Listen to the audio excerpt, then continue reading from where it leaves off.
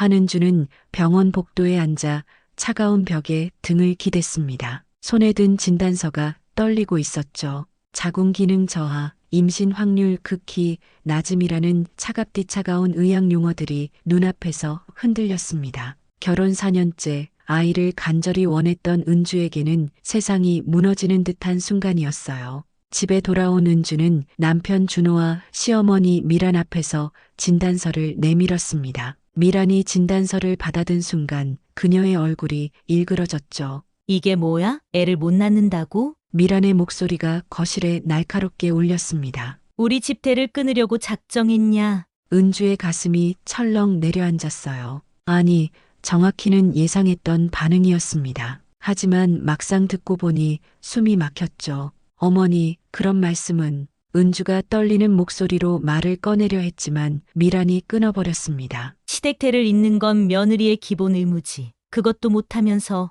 어떻게 우리 집 며느리 행세를 해? 준호는 소파에 앉아 고개를 숙이고만 있었어요. 은주는 남편을 바라보며 간절한 눈빛을 보냈습니다. 제발 한마디만 해달라고, 자신을 지켜달라고 애원하는 시선이었죠. 하지만 준호는 끝까지 입을 열지 않았습니다. 그날 밤 준호가 조심스럽게 말을 꺼냈어요. 은주야, 우리 이혼하자. 은주는 귀를 의심했습니다. 뭐라고? 엄마 말씀이 맞아. 아이 없이는 가정다운 가정이 될 수 없잖아. 준호의 목소리는 흔들렸지만 의지는 단단해 보였습니다. 당신 진심이야? 은주의 목소리가 떨렸어요. 4년 동안 함께 살면서 이게 당신의 결론이야? 미안해. 정말 미안해. 하지만 어쩔 수 없어. 은주는 더 이상 할 말이 없었습니다. 눈물이 나오지도 않았어요. 그저 허탈함만 밀려왔죠. 사랑한다고 했던 남자가, 힘들 때 함께하겠다고 맹세했던 남자가 이렇게 쉽게 자신을 버리는 모습을 보며 깨달았습니다. 자신이 얼마나 혼자였는지를 말이에요. 이혼 서류에 도장을 찍으며 은주는 마지막으로 말했습니다. 당신이 날 버린 오늘 분명히 후회하게 될 거야. 목소리는 차분했지만 그 안에는 예언 같은 무게가 담겨 있었죠. 준호는 고개를 돌렸습니다. 은주의 마지막 말이 무슨 뜻인지 알고 싶지 않았어요. 아니, 알면 안 될 것 같은 불길한 예감이 들었기 때문입니다. 은주는 작은 가방 하나만 들고 집을 나섰어요. 뒤돌아보지 않았습니다. 그 집에 남겨둔 4년의 추억도 정성스럽게 가꾼 화분들도 모든 것을 버리고 떠났죠. 마치 자신의 과거를 깨끗이 지우듯이 말입니다. 고향 근처 작은 마을에 정착한 은주는 완전히 다른 사람이 되어 있었습니다. 편의점에서 야간 아르바이트를 하며 하루하루를 버텨나갔어요. 동네 사람들은 그녀를 과묵한 여자로 알고 있었죠. 말수가 적고 혼자 사는 것 같은데 가끔 아이들과 함께 다니는 모습이 목격되곤 했습니다. 저 집에 아이들이 사는 것 같은데? 동네 아주머니들이 수군거렸어요. 미혼모인가 봐. 요즘 그런 사람들 많잖아. 아이들이 참 예쁘던데. 특히 남자아이 둘이 쌍둥이 같더라. 하지만 은주는 아이들의 정체에 대해 절대 입을 열지 않았습니다. 궁금해하는 이웃들의 시선을 받으면서도 묵묵히 자신의 일상을 지켜나갔죠. 사실 은주에게는 놀라운 비밀이 있었어요. 이혼 직후 마지막 희망을 품고 시험관 시술을 받았던 것입니다. 의사는 가능성이 희박하다고 했지만 은주는 포기하지 않았죠. 그리고 기적처럼 임신에 성공했습니다. 그것도 새쌍둥이로 말이에요. 임신 기간 내내 은주는 혼자였습니다. 입덧으로 고생할 때도, 배가 무거워서 잠을 못 잘 때도 모든 순간을 홀로 견뎠어요. 하지만 뱃속의 아이들을 생각하면 힘이 났습니다. 자신을 버린 사람들에게 보여주고 싶었어요. 자신이 얼마나 강한 사람인지, 얼마나 훌륭한 엄마가 될 수 있는지를 말이죠. 출산은 쉽지 않았습니다. 새쌍둥이 출산은 위험이 따랐거든요. 하지만 은주는 무사히 새 아이를 품에 안을 수 있었습니다. 남자아이 둘과 여자아이 하나였어요. 아이들은 모두 건강했고 무엇보다 아름다웠습니다. 이상한 건 아이들의 얼굴이었어요. 특히 남자아이 둘은 준호를 많이 닮았습니다. 은주는 아이들을 볼 때마다 복잡한 감정에 휩싸였죠. 미움과 그리움이 동시에 밀려왔으니까요. 엄마, 우리 아빠는 어디 있어?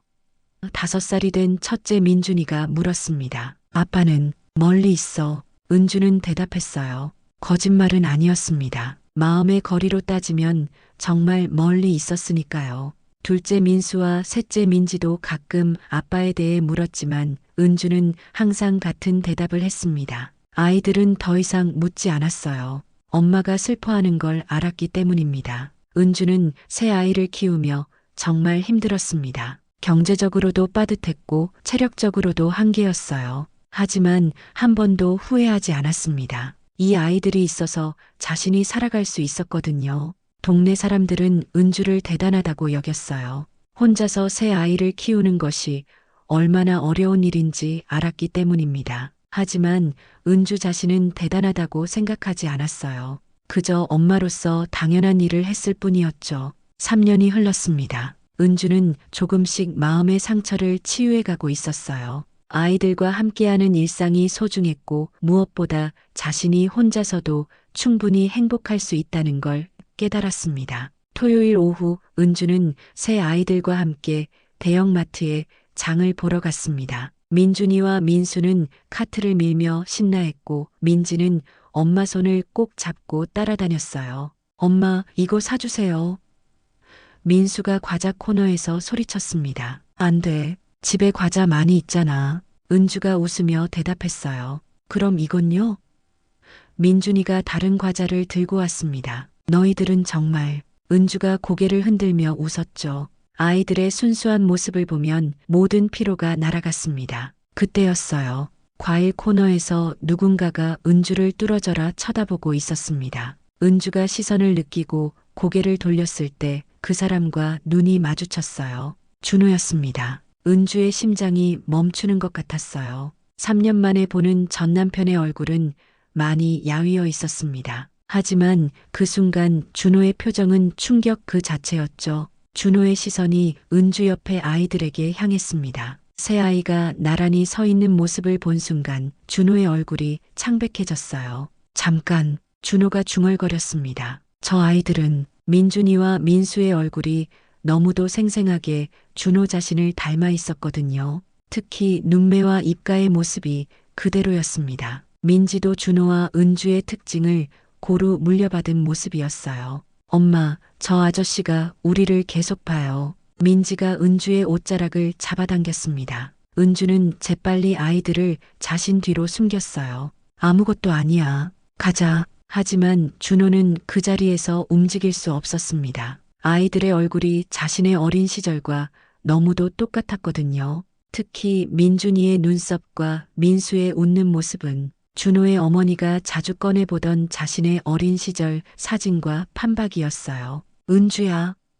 준호가 다급하게 불렀습니다. 하지만 은주는 뒤돌아보지 않았어요. 아이들의 손을 꼭 잡고 빠르게 그 자리를 벗어났습니다. 엄마, 왜 이렇게 빨리 가요?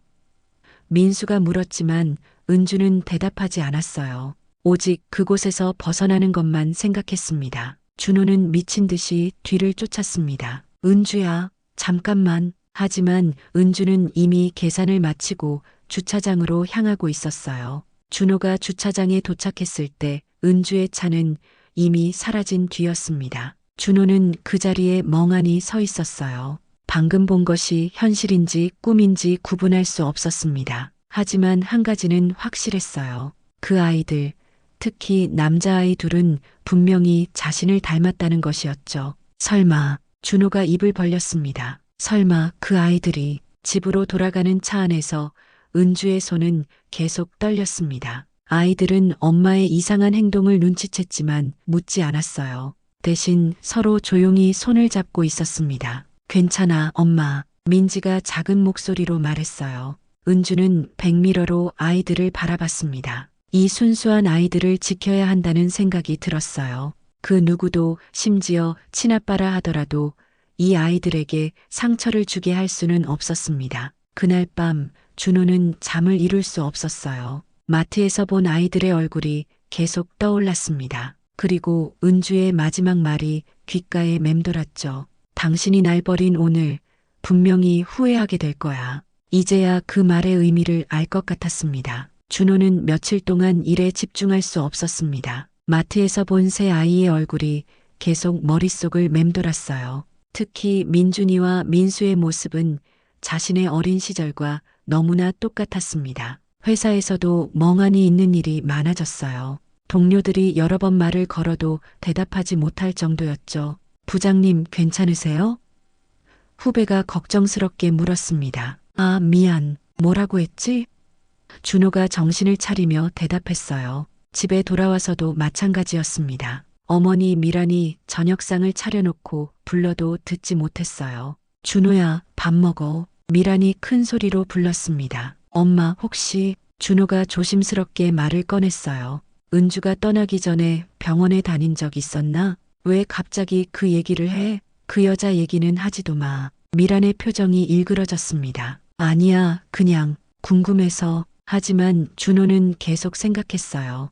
은주가 마지막에 한 말, 그리고 마트에서 본 아이들, 모든 것이 우연의 일치일 리가 없었습니다. 다음 날 준호는 회사를 일찍 나왔어요. 은주가 살고 있을 만한 곳을 찾아다니기 시작했습니다. 고향 근처부터 시작해서 여러 마을을 돌아다녔죠. 며칠 후 마침내 은주를 발견했습니다. 작은 편의점에서 나오는 모습이었어요. 하지만 이번에는 아이들이 함께 있지 않았습니다. 준호는 차에서 내려 은주에게 다가갔어요. 은주야.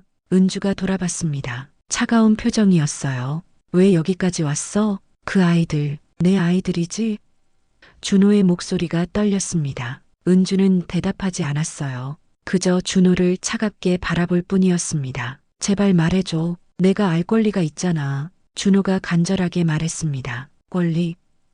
은주가 비웃었어요. 당신이 날 버렸을 때 그 권리도 함께 버린 거야. 은주야, 정말 미안해. 그때 내가 잘못했어. 준호의 눈에 눈물이 맺혔습니다. 지금 와서 미안하다고? 은주의 목소리에 분노가 섞여 있었어요. 3년 동안 혼자 아이들 키우면서 얼마나 힘들었는지 알아? 준호는 할 말이 없었습니다. 은주의 말이 모두 사실이었거든요. 그 아이들이 정말 내 아이라면. 준호가 다시 말을 시작했지만 은주가 끊어버렸습니다. 아니야. 당신 아이가 아니야. 내 아이들이야. 은주가 단호하게 말했어요. 그 말을 들은 준호의 가슴이 찢어지는 것 같았습니다. 자신이 얼마나 큰 실수를 했는지 깨닫기 시작했어요. 집으로 돌아온 준호는 어머니에게 모든 것을 털어놓았습니다. 엄마, 은주에게 아이들이 있어. 새쌍둥이야. 뭐라고?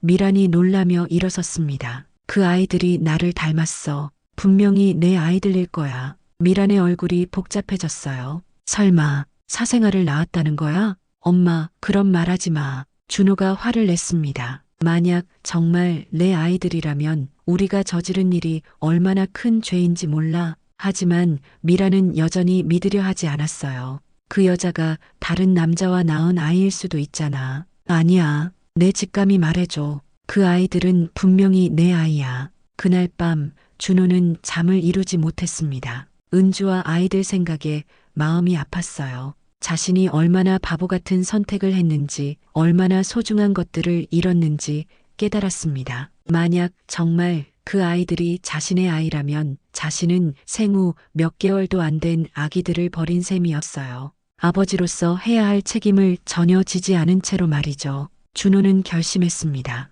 반드시 진실을 밝혀내겠다고. 준호는 은주의 친구 지연을 찾아갔습니다. 지연은 은주와 대학 때부터 친했던 유일한 친구였어요. 혹시 은주에 대해 더 자세한 이야기를 들을 수 있을까 했습니다. 지연은 준호를 보자마자 차가운 표정을 지었어요. 왜 여기까지 와? 지연아, 부탁이 있어. 은주에 대해서 좀 알려줘. 준호가 간절하게 말했습니다. 그 여자를 버린 당신이 무슨 자격으로? 지연의 목소리에 분노가 섞여 있었어요. 정말 미안해. 그때 내가 정신이 나가 있었어. 제발 한 번만 들어줘. 지연은 한참을 고민했습니다. 그리고 마침내 입을 열었어요. 은주가 떠나기 직전에 나한테 말했어. 마지막으로 시험관 시술을 받아보겠다고. 지연의 목소리가 떨렸습니다. 시험관 시술? 준호가 놀라며 되물었어요. 응, 의사는 가능성이 거의 없다고 했지만 은주는 포기하지 않았어. 당신과 헤어진 뒤에도 끝까지 노력한 거야. 준호의 머릿속이 복잡해졌습니다. 만약 그 시술이 성공했다면, 그래서 결과가 어떻게 됐어?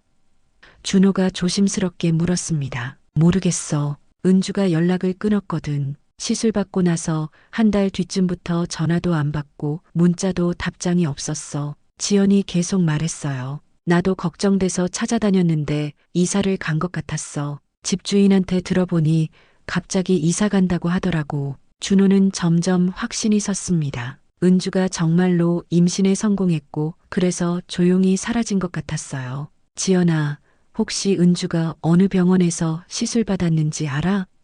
준호가 물었습니다. 왜? 설마 확인해 보려고? 지연이 의심스럽게 바라봤어요. 그래, 정말 내 아이들인지 확인하고 싶어. 지연은 한숨을 쉬었습니다. 미래 여성병원이야. 하지만 개인정보라서 쉽게 알려주지 않을 거야. 준호는 바로 미래 여성병원으로 향했습니다. 하지만 예상대로 병원에서는 개인정보라며 알려주지 않았어요. 환자분의 개인정보는 보호받아야 할 권리입니다. 간호사가 단호하게 말했습니다. 제가 남편인데요. 준호가 말했지만 소용없었어요. 이혼하신 분이시라면 더욱 어렵습니다. 준호는 다른 방법을 생각해야 했습니다. 그리고 마침내 한 가지 방법을 떠올렸어요.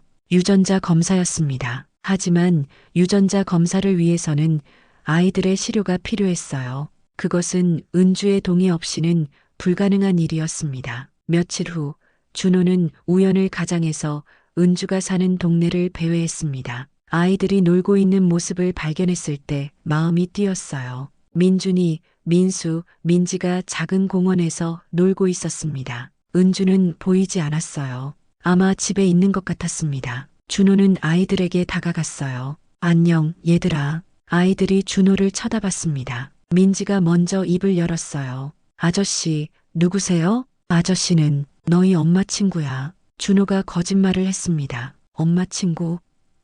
민준이가 의심스럽게 바라봤어요. 엄마가 아저씨 얘기 안 했는데요. 준호는 아이들과 이야기하면서 점점 확신이 들었습니다. 이 아이들은 분명히 자신의 아이였어요. 얼굴뿐만 아니라 말하는 방식, 행동하는 모습까지 자신을 닮아 있었습니다. 그때 은주가 나타났어요. 얘들아, 거기서 뭐해? 은주가 준호를 발견하자 얼굴이 굳었습니다. 당신 지금 뭐 하는 거야? 은주야, 우리 좀 얘기하자. 준호가 간절하게 말했습니다. 얘기할 거 없어. 아이들 데리고 가. 은주가 단호하게 말했어요. 하지만 준호는 포기할 수 없었습니다. 유전자 검사를 하자. 그러면 모든 게 명확해질 거야.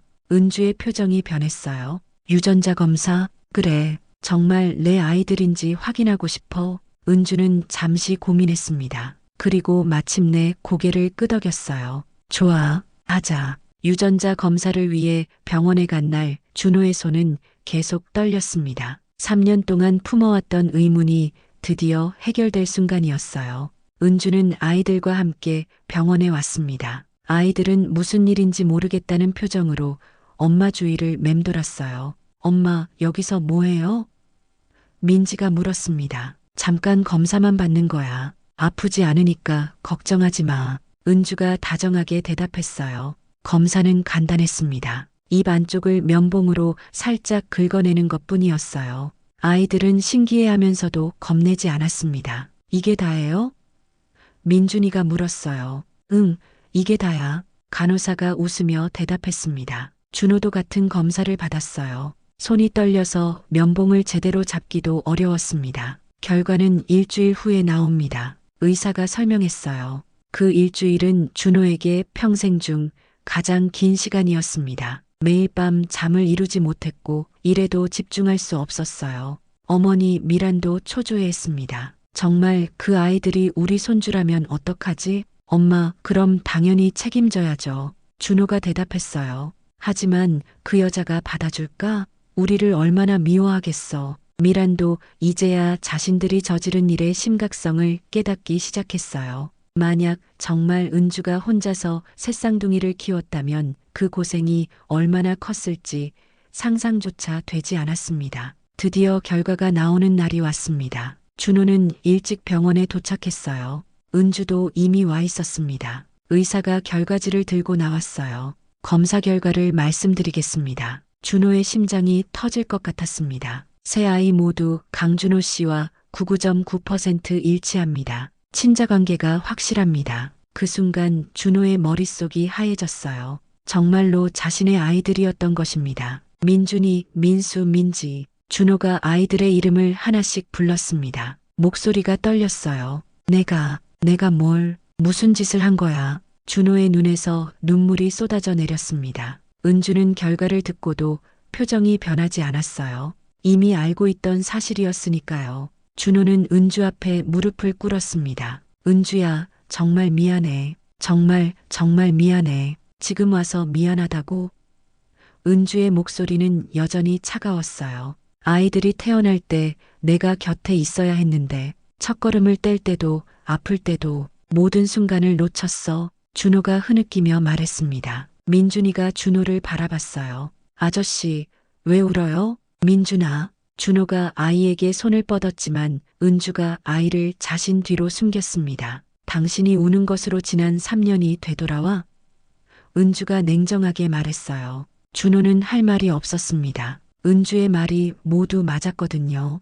은주야, 제발 한 번만 기회를 줘. 내가 정말 잘못했어. 준호가 간절하게 말했습니다. 하지만 은주는 고개를 저었어요. 늦었어. 너무 늦었어. 은주는 아이들의 손을 잡고 병원을 나갔습니다. 준호는 그 자리에 무릎 꿇은 채로 남았어요. 검사 결과를 들은 미란도 충격에 빠졌습니다.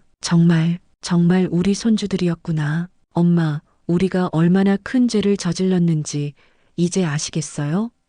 준호가 울먹이며 말했습니다. 미란도 이제야 모든 것을 깨달았어요. 자신들이 얼마나 잔인한 일을 했는지, 그 무고한 아이들에게 얼마나 큰 상처를 주었는지 말이죠. 며칠 후 은주가 먼저 준호에게 연락을 했습니다. 만나자. 이제 모든 걸 말해줄게. 준호는 놀랐어요. 은주가 먼저 연락할 거라곤 생각하지 못했거든요. 카페에서 만난 은주는 차분한 표정이었습니다. 궁금하겠지? 어떻게 아이들을 가지게 됐는지. 준호는 조용히 고개를 끄덕였어요. 당신이 이혼을 통보한 바로 그날 밤 나는 결심했어. 마지막으로 한 번만 더 노력해보자고. 은주가 말을 시작했습니다. 의사는 가능성이 거의 없다고 했지만 나는 포기할 수 없었어. 그게 우리 결혼 생활의 마지막 기회라고 생각했거든. 준호는 가슴이 아팠어요. 자신이 이혼을 통보한 바로 그날 은주는 아직도 희망을 버리지 않고 있었던 것입니다. 시술비도 만만치 않았어. 이혼 위자료로 받은 돈을 거의 다 썼지. 은주의 목소리에 쓴웃음이 섞였어요. 은주야. 준호가 말하려 했지만 은주가 손을 들어 막았습니다. 아직 끝나지 않았어. 들어봐. 은주가 계속 말했어요. 시술 2달 후에 임신 확인이 됐어. 그것도 새쌍둥이라고 하더라고. 의사도 깜짝 놀랐지. 그때 당신에게 연락하려고 했어. 정말로 그랬어. 은주의 눈에 눈물이 맺혔습니다. 하지만 당신이 한 말이 계속 생각났어. 아이 없이는 가정다운 가정이 될 수 없다고 했잖아. 준호는 자신의 과거 말이 얼마나 잔인했는지 깨달았어요. 그래서 생각했지. 이미 끝난 사이에 무슨 소용이냐고. 당신은 날 버렸고 나는 이제 혼자서도 충분히 살 수 있다고. 임신 기간 내내 혼자였어. 입덧이 심할 때도, 배가 무거워서 잠 못 잘 때도 모든 순간을 혼자 견뎠어. 은주의 목소리가 떨렸어요. 출산도 쉽지 않았어. 새쌍둥이 출산은 위험하다고 했거든. 하지만 나는 살아야 했어. 이 아이들 때문에. 준호는 울고 있었습니다. 은주가 겪었을 고통을 상상하니 견딜 수 없었어요. 아이들이 태어났을 때 정말 행복했어. 힘들었지만 후회하지 않았어. 이 아이들이 있어서 내가 살아갈 수 있었거든. 하지만 가끔은 원망스러웠어. 왜 혼자서 이 모든 걸 감당해야 하나 싶어서. 은주가 솔직하게 말했어요. 특히 아이들이 아빠를 찾을 때가 제일 힘들었어. 뭐라고 설명해야 할지 모르겠더라고. 준호는 더 이상 참을 수 없었어요. 은주야, 정말 미안해. 내가 얼마나 큰 실수를 했는지. 미안하다고 해서 해결될 일이 아니야. 은주가 단호하게 말했습니다. 3년 동안 혼자 키운 시간은 되돌릴 수 없어. 그래도 그래도 이제라도 내가 할 수 있는 일이 있다면 준호가 간절하게 말했습니다. 있어. 은주가 대답했어요. 아이들의 아빠가 되는 것. 하지만 내 남편은 절대 될 수 없어. 준호는 그 말의 의미를 이해했습니다. 은주가 완전히 마음의 문을 닫은 건 아니지만 다시 예전으로 돌아갈 수는 없다는 뜻이었어요. 고마워. 그것만으로도 충분해. 준호가 진심으로 말했습니다. 은주는 가방에서 사진 몇 장을 꺼냈어요. 이게 아이들 출생 기록이야. 그리고 지난 3년 동안의 사진들. 준호는 사진을 받아들고 눈물을 흘렸습니다. 놓친 3년의 시간이 그 사진 속에 고스란히 담겨 있었어요. 이제부터라도 좋은 아빠가 되고 싶어. 준호가 말했습니다. 그건 당신이 증명해야 할 일이야. 은주가 일어서며 말했어요. 말이 아니라 행동으로. 그 후 한 달 동안 준호는 매주 은주와 아이들을 만났습니다. 처음에는 어색했지만 점점 아이들과 가까워져 갔어요. 아저씨, 우리 아빠예요? 민지가 어느 날 물었습니다. 준호는 은주를 바라봤어요. 은주가 고개를 끄덕이자 준호는 무릎을 꿇고 아이 눈높이에 맞췄습니다. 그래, 아빠야. 늦었지만 정말 미안해. 준호의 목소리가 떨렸어요. 우와, 드디어 아빠가 생겼다. 민수가 기뻐하며 뛰어올랐습니다. 하지만 민준이는 조금 다른 반응을 보였어요. 아빠, 왜 이제야 왔어요? 엄마가 많이 힘들었는데. 준호는 할 말이 없었습니다. 5살 아이의 말이지만 가장 핵심을 찌르고 있었어요. 정말 미안해, 민준아. 아빠가 잘못했어. 준호가 솔직하게 사과했습니다. 시간이 지나면서 아이들은 준호를 받아들이기 시작했어요. 하지만 은주의 마음은 여전히 단단했습니다. 어느 날 준호가 용기를 내어 제안했어요. 은주야, 우리 다시 시작할 수 없을까?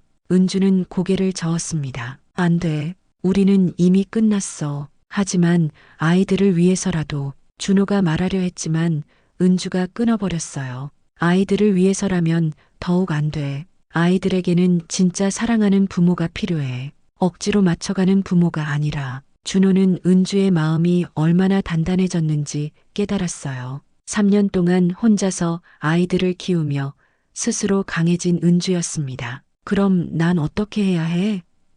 준호가 절망적으로 물었어요. 좋은 아빠가 되면 돼. 그것만으로도 충분해. 은주가 담담하게 대답했습니다. 한편 시어머니 미라는 뒤늦게 후회하고 있었어요. 손주들을 만나러 가겠다고 했지만 은주는 단호하게 거절했습니다. 아이들에게는 할머니가 필요하지 않아요. 지금까지 없이도 잘 살았으니까요. 은주의 목소리는 냉정했어요. 미라는 무릎을 꿇고 사과했지만 은주는 용서하지 않았습니다. 말로는 쉽죠. 하지만 상처받은 마음은 그렇게 쉽게 낫지 않아요. 시간이 더 흘렀습니다. 준호는 정말로 좋은 아빠가 되기 위해 노력했어요. 아이들과 시간을 보내고 양육비도 제대로 지원했습니다. 아빠, 다음 주에도 올 거죠?